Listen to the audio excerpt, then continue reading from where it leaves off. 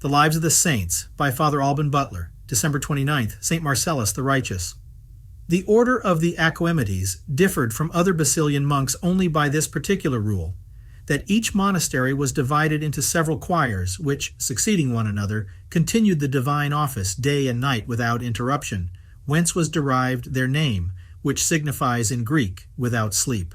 This institute was set on foot by a Syrian nobleman named Alexander, who had borne an honorable command in the army several years but renouncing the world in 402, built a monastery upon the banks of the Euphrates, in which he assembled 400 monks. Coming afterwards to Constantinople, he founded a monastery not far from the city, towards the Euxine Sea, in which he governed 300 monks, whom he divided into 6 choirs. Alexander died in 430.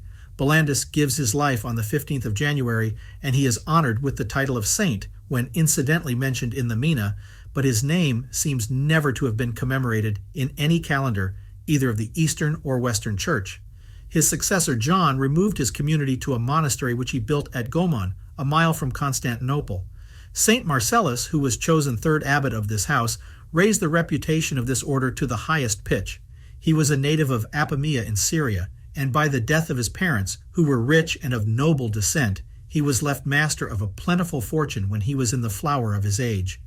Considering seriously with what vanities the little interval between a man's birth and his death is usually filled in the world, he conceived a great distaste of its fooleries, and repairing to Antioch, made sacred studies and the exercises of devotion his whole employment. By holy meditation he saw daily more and more clearly the emptiness of all worldly occupations and enjoyments. An infant with all its childish toys about it thinks itself happy, and what are these, if compared to those fooleries which in manhood are called business or amusements? From this contempt of earthly things, his love of those which are heavenly daily grew stronger, and it was not long before he bestowed on the poor his whole personal estate, and settled his real estate upon a younger brother. Thus disencumbered, he repaired to Ephesus, and there put himself under the direction of certain eminent servants of God. The greatest part of the night he spent in prayer, and the day he employed in copying good books, by the sale of which he gained not only his own subsistence, but also wherewith to relieve the poor. The reputation of the austerity and solitude of the Acoemetes drew him thither, and taking the habit, he ran in a religious course with incredible ardor. Upon the death of Alexander, the founder and 1st abbot, Marcellus had been chosen to fill his place, had he not concealed himself by a timely flight. When he returned, John, who had been chosen abbot, compelled him to be his assistant in the discharge of his office, and upon his demise Marcellus was raised to that dignity.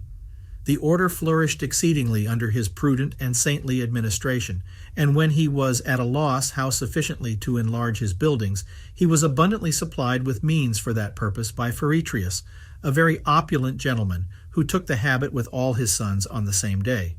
About the year 465, Studius, a nobleman who had been consul in 463, founded for him and his monks a great monastery within the city near the Golden Gate, in which there are said to have been 1,000 monks at the same time.